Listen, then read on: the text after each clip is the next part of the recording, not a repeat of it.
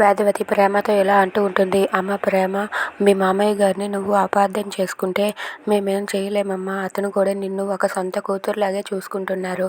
పగబట్టిన కుటుంబం నుండి వచ్చిన మనిషిలా అస్సలు చూడరమ్మ. నిన్ను కూడా ఒక కూతురులాగానే చూసుకుంటారు.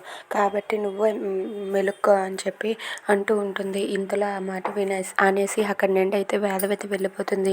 ఇక నర్మద అయితే అక్కడికి వెళ్ళి ఇలా అంటూ ఉంటుంది. ప్రేమ, నిన్ను చాలా రోజుల నుండి ఒక విషయం అడుగుదాం అనుకుంటున్నాను.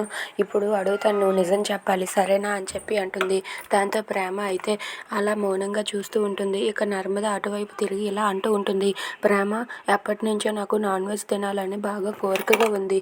మనం ఇప్పుడు చికెన్ వండుకుందాం, నాకు హెల్ప్ చేస్తావా అని చెప్పి అంటుంది. అది వినగానే ప్రేమ అయితే ఒక్కసారిగా నర్మద వైపు చూస్తుంది.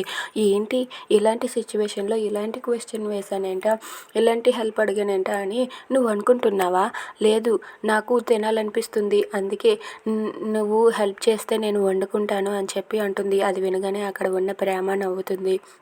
దాంతో నర్మద అయితే సరేనా, ఈ టెన్షన్స్ ప్రాబ్లమ్స్ ఇవన్నీ ఎక్కడితో వదిలే, పద మనం వెళ్ళి చికెన్ కర్రీ వండుకొని తిందామని చెప్పి అంటుంది. దాంతో ప్రేమ అయితే చాలా సంతోషిస్తుంది.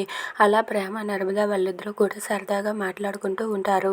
అది చూసి అక్కడ ఉన్న వేదవతి అయితే సరదాగా మాట్లాడుకున్నంత వరకు బాగానే ఉంటుంది. తర్వాత గొడవలు అయితేనే తట్టుకోలేకపోతున్నామని చెప్పి అనుకుంటూ ఉంటారు. If you like this video please like, share and subscribe. Thanks for watching.